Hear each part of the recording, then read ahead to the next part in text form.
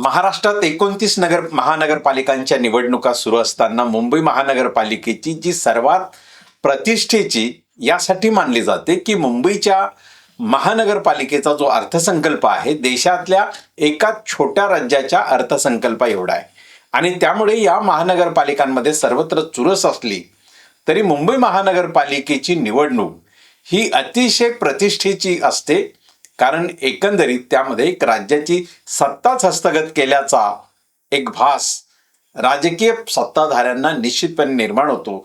त्यामुळे मुंबईच्या निवडणुकीमध्ये जवळपास सर्वच पक्षांनी मोठ्या प्रमाणात उमेदवार उतरवण्याची शिकस्त केलेली आहे आणि या निवडणुकीमध्ये सर्वच पक्ष आघाडी युतीमध्ये लढत असताना समाजवादी पक्षाने देखील आपली ताकद या निवडणुकीमध्ये झोकलेली आहे आणि मोठ्या प्रमाणात त्यांनी उमेदवार मुंबई महानगरपालिकेच्या निवडणुकीत दिलेले आहेत।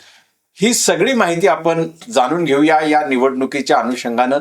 समाजवादी पार्टीची रणनीती, उमेदवारांना उभे करण्यामागची त्यांची नीती आणि एकंदरीत ही निवडणूक ते कशा पद्धतीने लढतील आणि ज्या ठिकाणी त्यांचे उमेदवार नसतील त्या ठिकाणी ते इतर पक्षांशी काही युती आघाडी करणार आहेत का या संदर्भातही आपण जाणून घेणार आहोत। आपल्या सोबत आहेत महनीय अतिथी समाजवादी पक्षाचे महाराष्ट्र प्रदेश महासचिव आणि प्रवक्ते माननीय राहुल गायकवाड साहेब, आपलं पुन्हा त्रिवेज मीडियामध्ये स्वागत। नमस्कार। हा समाजवादी पार्टी आणि एकंदरीत सर्वच पक्ष युती आघाडीत उतरलेले आहेत, परंतु समाजवादी पक्षाने स्वतंत्रपणे उमेदवार उतरवण्याची एक शिकस्त केलेली आहे। तर काय युती आघाडीमध्ये तुम्ही तसा प्रयत्न केला नाही की तसा प्रयत्न महाविकास आघाडी किंवा इतर पक्षांकडून झाला नाही, नेमकं काय झालं? मी सुरुवातीला एक स्पष्ट करू इच्छितो की आपणच बोललात की मुंबई महानगरपालिकेची निवडणूक ही राज्यातील इतर 29 महानगरपालिकेच्या निवडणुकीपेक्षा अतिशय महत्त्वाची आहे। देशाची राजधानी, आर्थिक राजधानी असलेली या मुंबई शहरची महानगरपालिकाची निवडणूक आहे ती अतिशय गांभीर्याने विरोधी पक्षांनी घेतली पाहिजे होती। देशात आणि राज्यामध्ये भाजपच्या आणि NDAच्या विरोधातली एक आघाडी आहे, इंडिया आघाडी आहे किंवा महाराष्ट्रात महाविकास आघाडी आहे। तर महाविकास आघाडीच्या नेत्यांनी आणि प्रमुख पक्षांनी किंवा इंडिया आघाडीतल्या प्रमुख पक्षांनी भाजपच्या विरोधात खूप एकत्रितपणे येऊन ही निवडणूक लढवायला हवी होती, पण तसा प्रयत्न झाला नाही। डाव्या आणि समाजवादी पक्षांनी वेळोवेळी तसे प्रयत्न केले भाजप आघाडीच्या विरोधामध्ये एकत्र येऊन मुंबई महानगरपालिकेच्या निवडणूक लढवावी आणि सक्षम पर्याय उभा करावा, पण तसा महाविकास आघाडीतल्या कुठल्याही घटक पक्षांनी तसा प्रतिसाद दिला नाही आणि त्याच्यामुळं एक आघाडी उभी राहू शकली नाही आणि आघाडी उभी राहत नसल्यामुळं समाजवादी पार्टीने अगदी सुरुवातीपासून आणि समाजवादी पार्टीच्या नेत्यांना माननीय अबू वसीम आझमी यांना तसा अनुभव असल्यामुळं गेल्या 20-25 वर्षाच्या राजकारणाचा, काँग्रेसचा आणि राष्ट्रवादीचा, त्याच्यामुळं त्यांनी सुरुवातीपासून एक वेगळी भूमिका घेतली आणि राज्यातल्या नगरपालिका, पंचायत समित्या आणि महानगरपालिकांच्या निवडणुका स्वतंत्रपणे लढण्याचा निर्णय घेतला। पण ह्या सगळ्या प्रक्रियेमध्ये गेल्या 2 महिन्यात कुणीही तसा प्रयत्न केला नाही। काँग्रेस असेल, राष्ट्रवादी असेल किंवा शिवसेना उभाटा असेल, कुणीही तसा प्रयत्न केला नाही की एकत्र येऊन आपण ह्या निवडणुकीला सामोरे गेलं पाहिजे।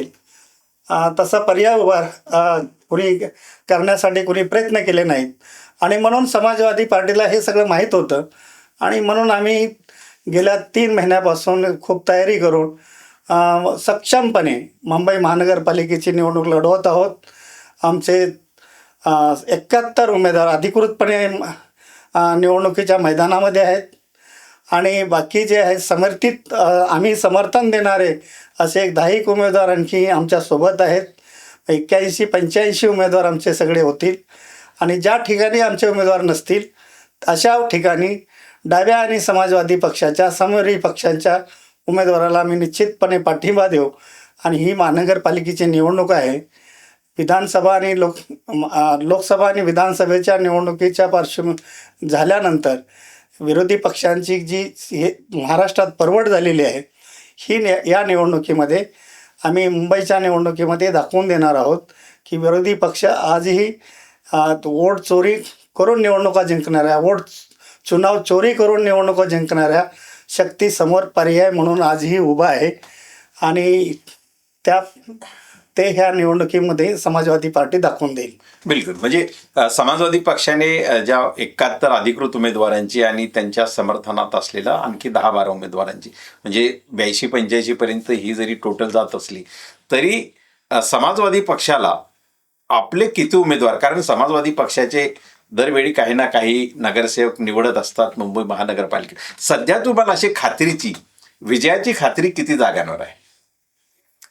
आता तसं पाहिलं तर आम्ही प्रत्येक उमेदवाराला निवडून नेण्यासाठी उभा केलेला आहे. पण निवडणुकीमध्ये 100% रिझल्ट लागत नाही हे मला त्याची कल्पना आहे. पण ज्या ठिकाणी आमचा उमेदवार लढतोय ते उमेदवार खूप ताकदीने लढत आहेत.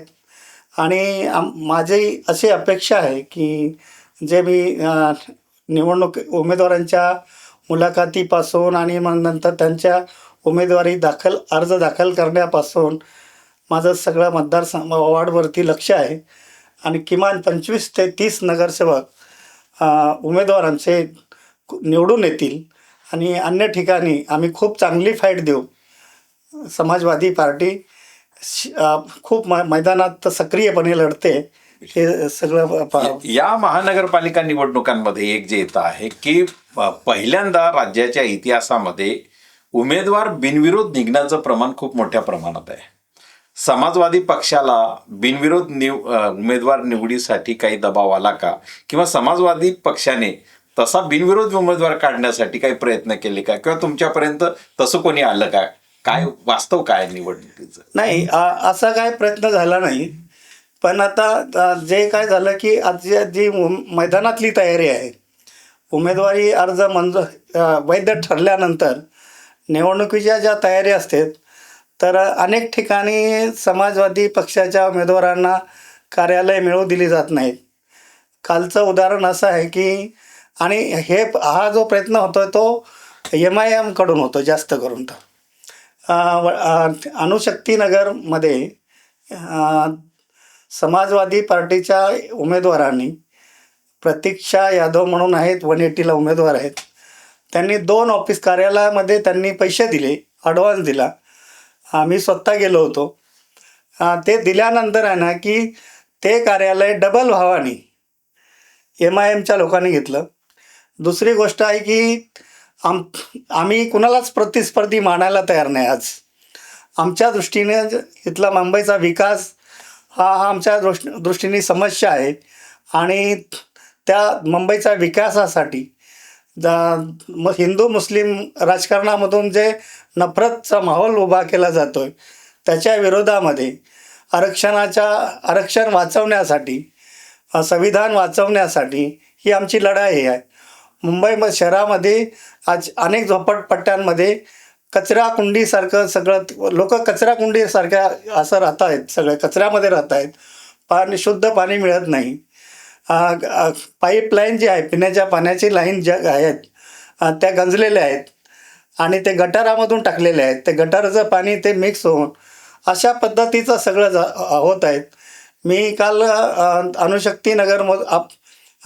सायन कोळेवाडा मतदारसंघ वॉर्डमधून फिरत असताना की आपल्याला सवय नसल्यामुळं की अशा गटार भरलेले आहेत दारामध्ये, समोर ते घरं आहेत, लोक जेवत आहेत तिकडे, ह्या सगळ्यामध्ये. आणि मला असं हे झालं की एवढ्या सगळ्या दुर्गंधीमध्ये लोक कसं राहत आहेत. पण लोकांना कसं की ते राहत असल्यामुळं त्यांना ती सवय आहे, आपल्याला ती सवय नाही. अशा अतिशय म्हणजे घाणीचं साम्राज्य आहे. शाळा आणि मुलांच्या मैदानाचा प्रश्न आहे, आरोग्याचा प्रश्न आहे, या सगळ्या गोष्टी आहे. हे सण सुरू आहे की ही तर कर्तव्य म्हणून आहेत या सगळ्या. कुठल्या पक्षाच्या लोकांनी, कुठल्या पक्षाचं सत्ता आली महानगरपालिकेवरती तर त्यांनी ते करायला पाहिजे. पण त्यापेक्षा जे गंभीर प्रश्न आहेत, एज्युकेशनचं आहे. मुंबईच्या मधल्या मुंबईमध्ये अनेक भाषिक शाळा आहेत, कन्नड शाळा आहेत, तेलुगू शाळा, गुजराती आहेत, माध्यमाच्या शाळा आहेत, उर्दू माध्यमाच्या शाळा आहेत. त्या शाळा बंद होताना दिसत आहेत. त्याचं मॉडिफिकेशन करायचं असेल किंवा त्यात नाविन्य काय करायचं असेल तर कुठले नवीन त्याला जे काय आले आता एज्युकेशन पॉलिसीमध्ये, तर ते करून त्या इन्फ्रास्ट्रक्चरचा वापर करून त्या शाळांना तुम्ही सुधारलं पाहिजे, सुधारित केल्या पाहिजेत, पण त्या बंद केल्या नाही पाहिजेत. हा समाजवादी पार्टीचा एक अजेंडा राहील. आणि कुठल्याही माध्यमाची शाळा, मराठी असो, कन्नड असो, उर्दू असो, गुजराती असो, कुठल्याही माध्यमाची शाळा बंद होणार नाही. आणि तिथं असणारा शिक्षक वर्ग किंवा कर्मचारी वर्ग बेकार होणार नाही. हा एक आमचा अजेंडा असेल. प्रत्येक एरियामध्ये, वॉर्डमध्ये लोकांना आरोग्यासाठी खूप दूर जावं लागणार नाही. त्यांच्या विभागातच त्यांना आरोग्याची मेडिकलची फॅसिलिटी उपलब्ध करून देण्याचा प्रयत्न आम्ही करू. अबू आझमी आपल्या मतदारसंघामध्ये, गोंदिया आणि शिवाजीनगर मतदारसंघामध्ये ह्या फॅसिलिटी त्यांनी उपलब्ध करून दिलेल्या आहेत.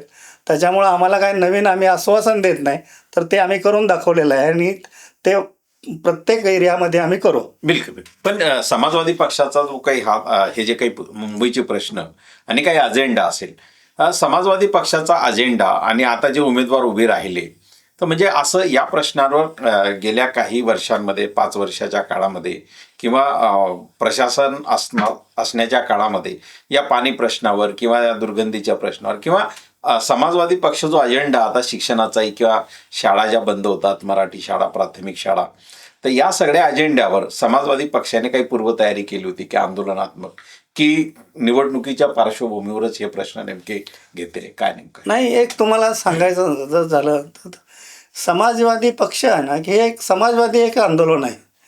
म्हणजे समाजवादी पक्षाच्या स्थापनेपासूनच एक तर आंदोलनात्मक आहे सगळं, है ना.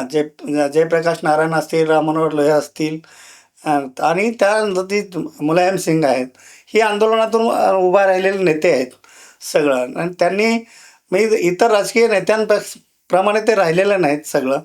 महाराष्ट्रामध्ये समाजवादी पक्षाचं नेतृत्व गेले 30 वर्ष झालं अबू आझमी खूप खंबीरपणे करतायत सगळं. आणि अबू आझमींची प्रतिमा एक आंदोलनकारी नेता म्हणून आहे. प्रत्येक म्हणजे निवडणुकाच नाहीत, तर प्रत्येक 2-3 महिन्यांनी ते आझाद मैदानाला आपल्याला आंदोलन करताना दिसत आहेत. ते जेलमध्ये गेलेले आहेत आंदोलन करत असताना. ही आंदोलनकारी नेता, आंदोलनकारी पक्ष म्हणून समाजवादी पक्षाची एक इमेज आहे महाराष्ट्रामध्ये, परिचित आहे. झोपडपट्टीचं आंदोलन असू दे, आरोग्याचं आंदोलन असू दे, महिलांच्या अत्याचाराच्या संदर्भातलं आंदोलन असू दे, हेट स्पीचच्या संदर्भात समाजवादी पार्टी म्हणजे हिट स्पीच दिल्यामुळं समाजामध्ये एक दुफळी निर्माण करण्याचं काम जे आहे की सांप्रदायिक शक्ती करत आहेत. आणि त्याच्या विरोधात समाजवादी पार्टी सतत मैदानात उभा आहे. ह्या हिट स्पीचच्या संदर्भात माननीय समाजवादी पार्टीचे महाराष्ट्राचे अध्यक्ष अबू आझमी यांनी एक खाजगी विधेयक पण आणलेलं आहे आणि ते विधेयक येईल. तर अशा शक्तींना कंट्रोल करण्याचं काम जे आहे ते केलेलं आहे. आरोग्याच्या प्रश्नाच्या संदर्भात बोलायचं तर SMS कंपनी आहे, ती गोवंडी परिसरामध्ये कचरा तिथे डिस्ट्रॉय करते. म्हणजे मुंबई शहरातला जो कचरा जमा होतो तो त्या गोवंडी परिसरामध्ये ते SMS कंपनीमध्ये आहे आणि तिथं ते डिस्ट्रॉय केला जातो. आणि त्याच्यामुळं जे दुर्गंधी आहे, त्याच्यामुळं जो वायू पसरतो आहे, तर अबू आसिम आझमी गेल्या 10-15 वर्षापासून ते प्रकल्प सुरू झाल्यापासून त्याच्या विरोधात आहेत. त्यांनी विधानसभेमध्ये त्याच्यात अनेक प्रश्न विचारलेले आहेत. रस्त्यावरती उतरून आम्ही आंदोलन केलेले आहेत. पण कोणाचे इंटरेस्ट आहेत त्या सगळ्या कंपनीच्या सोबत, त्याच्यामुळं ते होत नाही. पण समाजवादी पार्टीचं जे आंदोलन आहे आत्ता ह्या निवडणुकीच्या अगोदरपासून सतत आम्ही आंदोलन करतो. आरोग्याच्या प्रश्नावरती, मुलांच्या शिक्षणाच्या संदर्भावरती, त्यांना खेळाची मैदानं उपलब्ध करून देण्याच्या संदर्भामध्ये, ह्या सगळ्या जे आहे एज्युकेशनच्या बाबतीत, त्या सगळ्या प्रश्नावरती जे जनतेचे प्रश्न आहेत, जनतेच्या निगडीत प्रश्न आहेत, त्या सगळ्या प्रश्नावरती समाजवादी पार्टी सतत आंदोलन करत आलेले आहे आणि आंदोलन करत राहील. बिलकुल. मुंबईचा म्हणजे सध्याचा जो प्रश्न आहे, म्हणजे खास करून मुंबईच्या पुनर्विकासाचा, जमिनीच्या संदर्भातला, धारावीचा, या सगळ्या प्रश्नांवर म्हणजे समाजवादीची भूमिका, आता धारावीच्या पुनर्विकासाच्या प्रश्नावर ही तुम्ही त्या कमिटीमध्येही आहात, तर या सगळ्या प्रश्नावर समाजवादीची नेमकी काय भूमिका आहे आणि काय प्रश्न आहेत धारावीच्या विकासाच्या अनुषंगानं? आमचं म्हणणं हे आहे की महाराष्ट्रामध्ये हाऊसिंगच्या संदर्भातले कायदे झालेले आहेत. तो विकासाचा असेल, विकासाचा असेल किंवा रिडेव्हलपमेंटचा असेल, जे काय कायदे झालेले आहेत त्या कायद्याच्या नुसार डेव्हलपमेंट झाली पाहिजे झोपडपट्ट्यांची, पण तसं होताना दिसत नाही. अनेक ठिकाणी खूप मोठ्या प्रमाणावरती भ्रष्टाचार सुरू आहे. लोकांना अपत्र केलं जातं. धारावीचा एक वेगळा मुद्दा आहे की धारावीची टोटल लँड आहे, जो विकास होतो आहे धारावीचा, तो 560 एकरचा लँड आहे तो, आणि तिथं होतं आहे. ती समाजवादी पार्टीची भूमिका ही आहे की गेल्या 300 वर्षापासून की धारावी आजचं बसलेलं एक वसाहत नाही, तर झोपडपट्टी नाही, तर 300 वर्षापासून धारावीचा लोक, ज्यांची पूर्वज तिथं राहत आलेले आहेत, असे कुटुंब तिथं आहेत, ते मूळ निवासी आहेत धारावीचे आणि स्वातंत्र्याच्या अगोदरपासून राहतात. आमचं म्हणणं असं आहे की धारावीचे जे मूळ निवासी आहेत, कोळी आणि कोंभारवाडे आहेत तिथे, ते मूळ निवासी आहेत. तर आणि सरकार आहे, सरकार जर त्यांचा विकास त्यांचा करत असेल तर सरकारने त्यांच्या हिताच्या दृष्टीने केला पाहिजे. पण धारावीच्या प्रश्नात आपण पाहतो की तसं होत नाही. अदानीचा इंटरेस्ट तिथं खूप जपला जातो आहे आणि हे सगळं आलेलं आहे. त्याच्या विरोधात समाजवादी आहे, डावे पक्ष समाजवादी आणि धारावी बचाव आंदोलन आहे, त्याच्यामध्ये समाजवादी पक्षाचा एक घटक आहे. आणि दुसरी समाजवादीची ह्या प्रश्नावरती आणखी एक मोठी जबाबदारी अशी आहे की अदानीला धारावीच्या पुनर्विकासाच्या बदल्यामध्ये जे मुंबई बाहेर ज्यांनी दिलेलं आहे, ते देवनारला 125 एकर दिलेलं आहे, मडला 125 एकर दिलेलं आहे आणि मुलुंडला दिलेलं आहे. तर ह्या तिन्ही ठिकाणच्या जमिनी आहेत ते नियमबाह्य आहेत. कुठल्याही विकासाच्या प्रकल्पामध्ये तो विकास ज्या ठिकाणी करायचा आहे त्या ठिकाणी तो झोपडपट्टी पुनर्विकास झाला पाहिजे आणि तिथल्या लोकांना तिथंच घरं मिळाली पाहिजेत, असा सगळा नियम हाऊसिंगचा असताना अदानीला तिकडे जागा देण्याचा प्रश्न काय आम्ही ते उपस्थित केलेला आहे. आणि त्या जागेवरती अदानीला तिथं पाय ठेवू देणार नाही. ह्याच्यासाठी अबू हासिम आझमींच्या नेतृत्वाखाली आंदोलन झालेले आहेत आणि ते आंदोलन या पुढील काळामध्ये अधिक तीव्र होईल. बिलकुल. समाजवादी पक्षांनी म्हणजे अधिकृतपणे 71 जागा लढवल्या आहेत. मुंबई महानगरपालिकेमध्ये 227 जागा आहेत. कुठल्याही पालिकेमध्ये किंवा कुठल्याही संस्थेमध्ये सत्तेत येण्यासाठी बहुमत आवश्यक असते. म्हणजे समाजवादी पक्षाकडे बहुमताचा प्रश्नच नाही, कारण त्यांच्या मर्यादित जागा ते लढतात. पण सत्तेवर येण्याचं उद्दिष्ट असतं. म्हणजे समजा मुंबई महानगरपालिकेमध्ये जर कोणी सत्तेवर आलं तर त्यांच्यासोबत तुम्ही असणार आहेत की तुमची काही स्वतंत्र भूमिका असणार आहे? एक आहे की आम्ही एक नारा दिला होता आणि आम्ही प्रत्येक सभेमध्ये आमच्या तयारीमध्ये आम्ही असं म्हणतो की महापौर जो होईल मुंबई शहराचा, ही स्ट्रॅटेजी होती आमची. मुंबई महानगरपालिकेचा जो महापौर होईल तो एक तर समाजवादीचा असेल किंवा समाजवादीला सोबत घेतल्याशिवाय कुणाला महापौर आपला बनवता येणार नाही, ही आमची भूमिका राहिलेली आहे. पण ह्या निर्णय घेतानाही आम्ही इंडिया आघाडीचे जे घटक पक्ष आहेत त्यांच्या तसाच निर्णय घेऊ. समाजवादी पार्टी सत्तेला भुकेलेली नाही. तसं जर असतं तर आम्ही गेल्या 5 वर्षामध्ये आमचे 6-7 नगरसेवक असताना आम्ही कुठली पदं घेतली असती, हे सगळे केलं असतं. तर आम्हाला सत्तेची गरज नाही. पण एवढं नक्की आहे की येणारा महापौर एक तर समाजवादीचा असेल किंवा समाजवादीला सोबत घेतल्याशिवाय कुणाला महापौर बनवता येणार नाही. आणि मी आज असंही आश्वासन देतो की कुठल्याही परिस्थितीमध्ये समाजवादी पार्टी भाजप आघाडीकडे सत्तेसाठी जाणार नाही. एक शेवटचा प्रश्न माझा असा आहे की बऱ्याच वेळा मतदारांमध्ये एक संभ्रम आहे की बऱ्याच वेळा कोणी म्हणतं ईव्हीएम हॅक होतं किंवा ईव्हीएम मधून निवडणुका मॅनेज होतात, SIRचा प्रश्न आहे. या सगळ्या प्रश्नांमुळे बरेच मतदार मतदानाला जाण्यापासून प्रवृत्त होण्याचा धोका मोठा आहे. तुम्हाला काय वाटतं या प्रश्नाच्या संदर्भात नेमकं काय वास्तव आहे?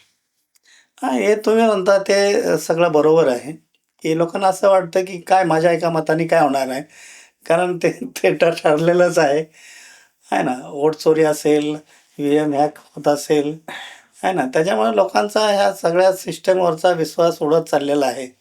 या सगळं खरं जरी असलं तरी एक राजकीय पक्षांची जी भूमिका असते, राजकीय पक्ष म्हणून आम्ही ज्यावेळेस काम करतो त्यावेळेस आम्ही आता कसं आहे की प्रत्येक उमेदवार आमचा गल्ली गल्लीमध्ये जातो, प्रत्येक घराला व्हिजिट करतो, त्याला डोर टू डोर असा प्रचार म्हणतायत. आणि त्याच्यामुळं काय होतं की तुमचं मतदाराबरोबर जे का सगळं प्रचाराच्या काळामध्ये एक रिलेशन होतं आणि त्याच्यामुळे आहे ना की त्याला तुम्ही बाहेर काढण्याचा प्रयत्न करता आहे ना. ज्याची जेवढी ताकद असेल तसा तो त्या मतदारांना बाहेर काढतो. आणि समाजवादी पक्षाच्या संदर्भात बोलायचं झालं तर समाजवादी पार्टी जी आहे की यावेळी PDAचा एक फॉर्म्युला घेऊन निवडणूक लढते. PDA पिछडा, दलित, मागासवर्गीय, आदिवासी, अल्पसंख्याक असं PDAचं एक कॉम्बिनेशन केलेलं आहे भारतीय राजकारणामध्ये आणि ते पर्याय ठरत आहे. अखिलेश यादव, समाजवादी पार्टीचे राष्ट्रीय अध्यक्ष अखिलेश यादव यांनी PDAचा प्रयोग पहिल्यांदा लोकसभेच्या निवडणुकीमध्ये केला आणि 37 खासदार निवडून आणले. आरक्षित जागेवरून त्यांनी ओपनच्या जागेवरून त्यांनी SC STचे उमेदवार निवडून आणले.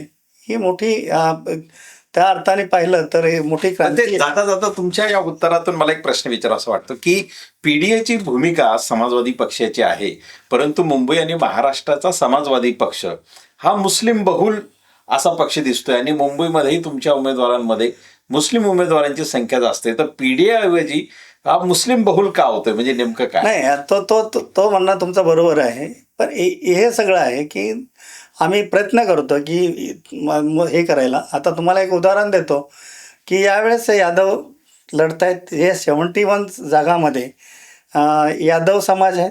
यादव समाजांना खूप आम्ही प्रतिनिधित्व दिलं आहे. महाराष्ट्रीयन लोक लढत आहेत.